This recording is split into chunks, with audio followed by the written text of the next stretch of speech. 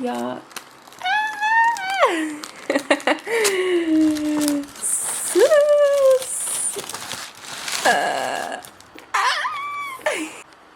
Ay.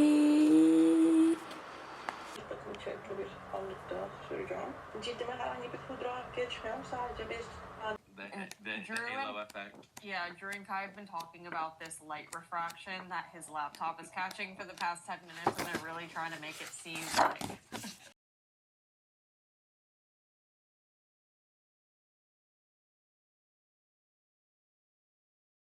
such a hard thing to navigate because there are a lot of people who genuinely are just like closeted in general. Hey guys. Saat 10'a 2 var. Benim planım 10'da kalkmaktı. Ama erken kalktım. 9 gibi falan kalktım. Ve kendiliğimden yani kalktım. O yüzden erkene hazırlanacağım. Ablamın doğum günü hediyesi bu Blush Please rengi. Yani gerçekten çok güzel.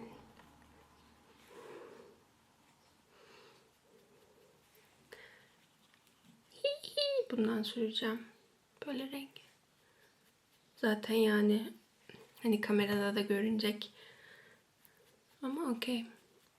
Ya şimdi kalktım ya mesela hiç ben zaten kahvaltı hazırlamakta çok iyi değilim. Sabah kalkınca çünkü ne yemek istediğimi bilmiyorum.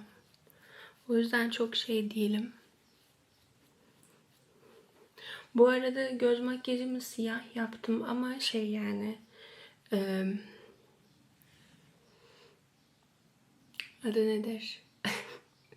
Bembeyaz giyeceğim bugün. Bugün beyaz giyme söz olur olacak. No, for real. Who's getting the villa? What's your favorite part? Saat 11'i çeyrek geçiyor. Ben 1:30 gibi falan buluşacağız Buse'yle. Ben hazırım. Like. Ama dediğim gibi erken kalktım. Bu arada çok erken de uyumadım. O yüzden nasıl uyandım bilmiyorum. Keşke hafta içi de bu kadar kolay uyanabilsem. Şunu şöyle yapalım. Keşke hafta içi de bu kadar kolay uyanabilsem ve yani uyanık kalabilsem. Yani kolayca. Bugüne özel saçlarımı yaptım. Saçlarım bayağı uzadı, kestirmeyi düşünüyorum. Biraz zaten zamanı da geldi. Yağmur yağdı şansıma ama şöyle reframe edeyim düşüncemi. Yani sıcak olur diye saçımı biraz zor yaptım ama dedim ki şimdi fotoğraf çekiliriz bu sezonla. Güzel çıkayım, şöyle şunlarla çıkayım. O yüzden yaptım ve hava bir tık serinledi. Saçımı öyle çok az koyacağım. Çünkü yani alışık olmadığımdan saçımı ağırlaştırıyor, rahatsız oluyorum. Bu arada bir tane beyaz saçım var. Bayağıdır var ve böyle hoşuma gidiyor bir tane olması. Yani çok olsa da sanırım problem değil.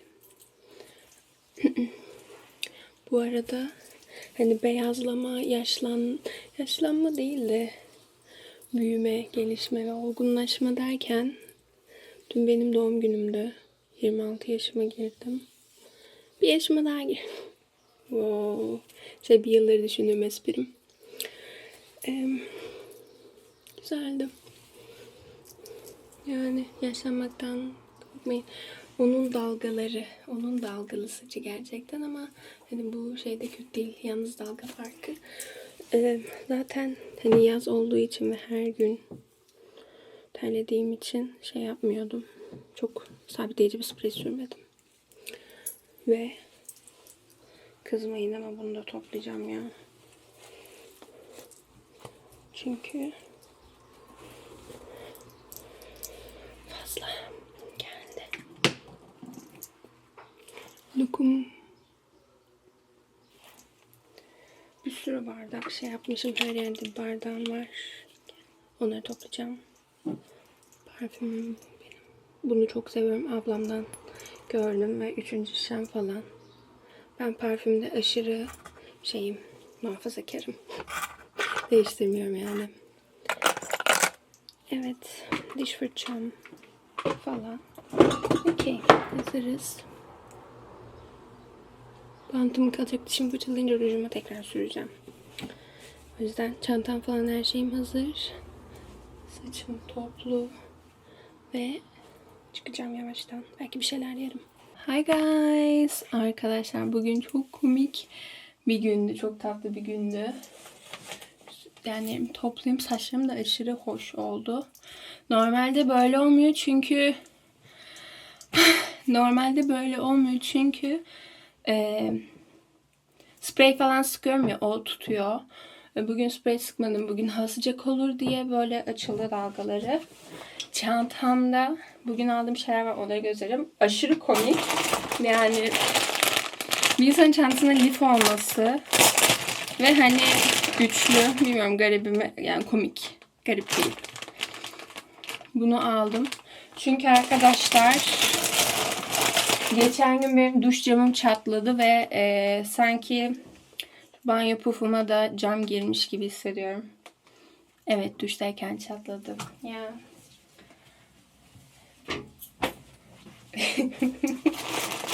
Lazım olan varsa yorum atsın. Sonra çantamda bir atlet var. Bu tişörtü de annem aldı. Annemle yolda denk geldik. Bunu giydim çünkü hava çok soğuk. Birden çok soğuk oldu. Sonra aldığım bir diğer şey, bundan aldım. Çünkü benim ağzımın etrafında böyle özellikle adet döneminde ağrılı sivilce çıkıyor.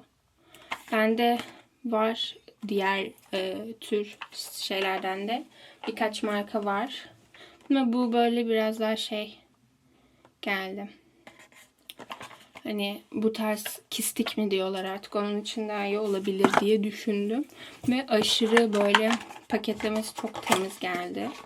Çünkü şöyle bantlarda bunda 4 tane var. Bunun içinde de bir daha açıyorsunuz tekli tekli. Aşırı iyi. Bu. Şunu aldım. Şu tür makyaj puflarını bayağı merak ediyordum. Şu pudra için, ama bu böyle fondötenle ıslak şeyler için sadece bir temizleme pufu var. Bunu kullanmayı düşünmüyorum. Neyi de kullanırım bilmiyorum. Yani böyle şeyler bence beni kızartıyor. İrite edebiliyor. Sonra şunu aldım. Bunları aslında şu pufu falan Gratis'ten aldım. Bunu da Gratis'ten almıştım. Siyah noktalar için aldım bunu. Şu AHA, BHA toniği. Ama sonra Mion'a girdim ve yarı fiyatınaydı. Şaka yapmıyorum. İkisi de indirimdeydi bu arada. O yüzden bunu aldım. Diğerini iade ettim.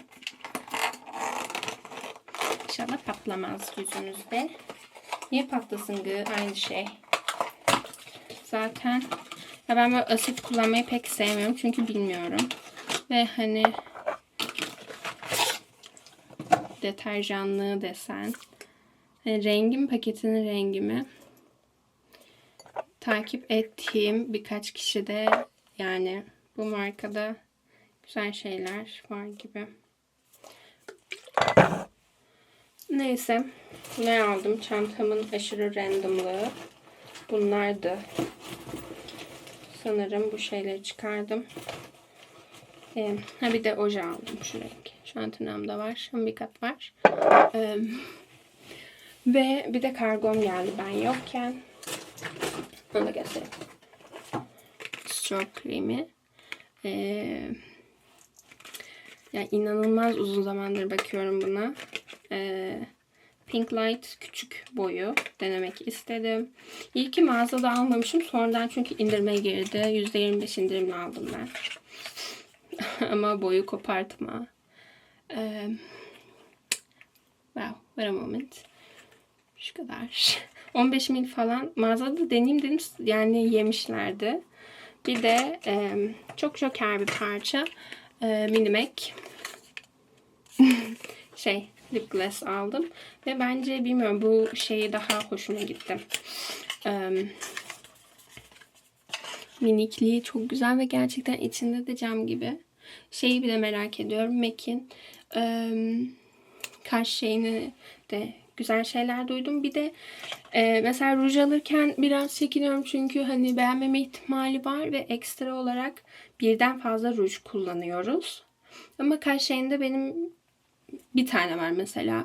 Kuru highlighter'ım bir tane var. Sıvı highlighter'ım bir tane var. Ve almayı düşünmüyorum. Gerekli görmüyorum, istemiyorum, ilgim de yok.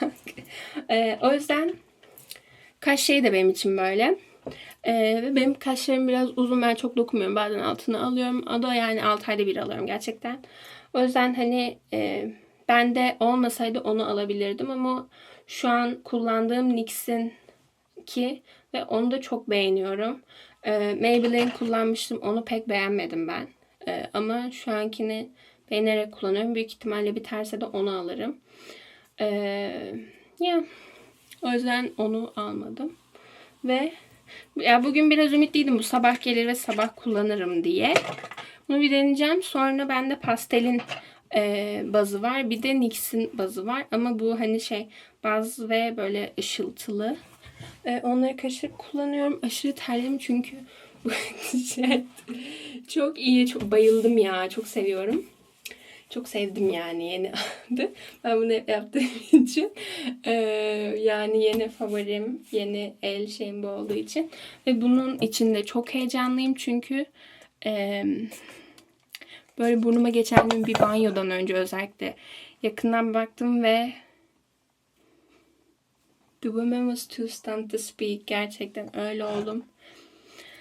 Bakalım.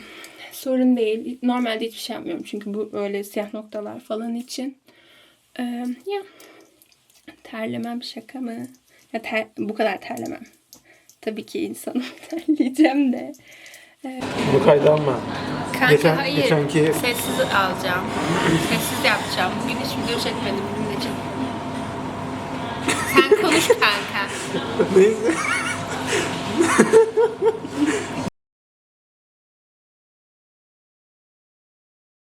Merhaba arkadaşlar. Bu da şey, anneannem almıştı bunda. Nasıl? Unutursan kopya. O var sanki. Eskiden, eski bayağı. Unutursan fısılda kanka. Film izledin mi? Ödemişte şekilde o da. Tercih etmiyorum. Şey, sol elimizle yazmayı öğreniyoruz Pevril'le ama Pevril benden öğrendi çünkü... Ben daha güzel yazdım. Kanka git. Git ya. Bunu ben şimdi Selçuk'taki Efes Müzesi'ne götüreceğim. Eski çağlardan buldum. Türkçe kullanıyorlarmış. Ama ilkel insan oldukları için işte böyle kötü yazmışlar diyeceğim. Sol.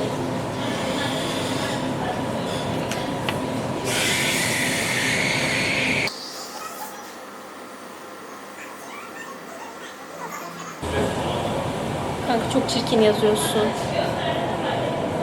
Senin daha berbat. Kanka benimki artistik. Ben artık 8'i nasıl yapıyorum bir göstereyim mi sana? Bence çok güzel. Kanka göstereyim hemen. Sudoku'da çözüyorum ya. Şöyle yapıyorum. Kanka kaçırdın. Şöyle yapıyorum. Çok eğlenceli bence. Şimdi hemen izleyicilere soralım. Hangisi daha iyi? Kanka benimki bir kere tokatladı yani. Biraz yakın çekim alalım benimkine. Bak benimki sanki böyle bir hani İlkel bir insan. fontu var fontu. Seninkine gel. Seninki bak şu an ben random harfler yazmışsın gibi görüyorum burada. Zaten random harflerden oluşuyor her kelime ve cümle. Evet. Bak benimki tane tane yazılmış gibi. Biraz daha geri git. Bulutlaştı. Böyle yazmışsın. Biraz daha geri gel. Tamam. Fark mı ediyor? Telefonu da elden düşürmüyor. Kanka benimki daha iyi. Şu solun L'si. Sen U yapacaktın bunu galiba. No. Pardon? I.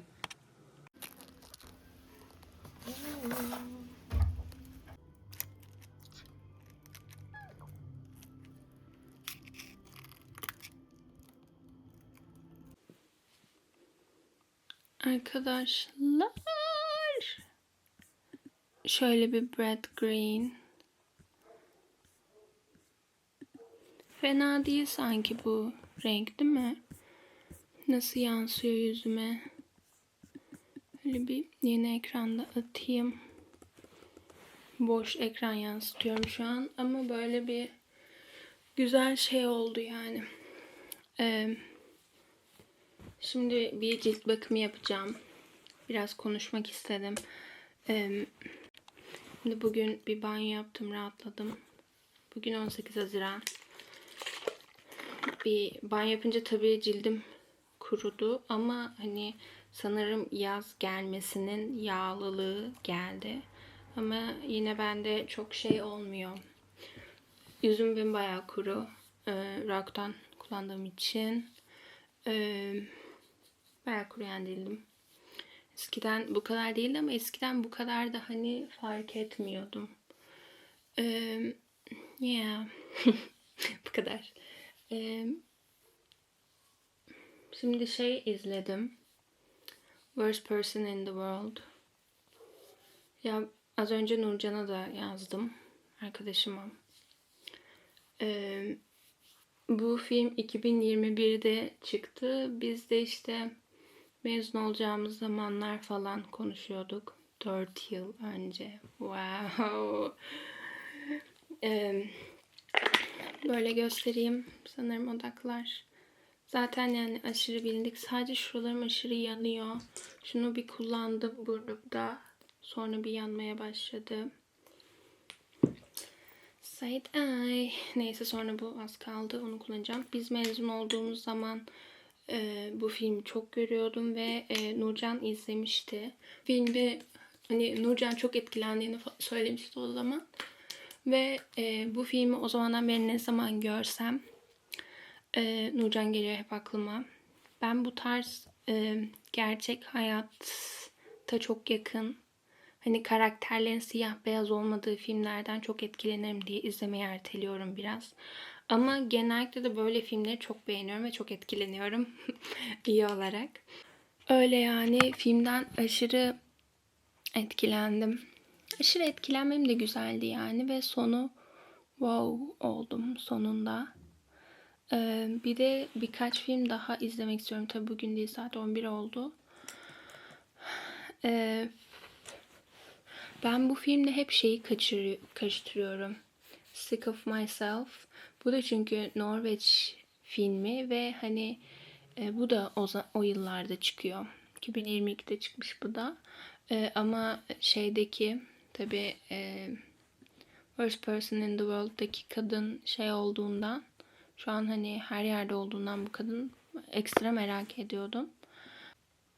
Diğer izlemek istediğim filmler sanırım yine yok, aynı adam oynamıyor. Drive My Car, o da bu zamanlarda çıkmıştı yanlış hatırlamıyorsam. Ve de Decision to Leave. You need to leave. Abi sinema kamerasının fiyatlarına şok oldum. Şaka mı? Neyse bu farklı bir konu ve alakası. Uykum geldi. O yüzden bu video daha devam eder diye düşünüyorum. O yüzden hani bay bay demeyeceğim. Bunu okuyorum.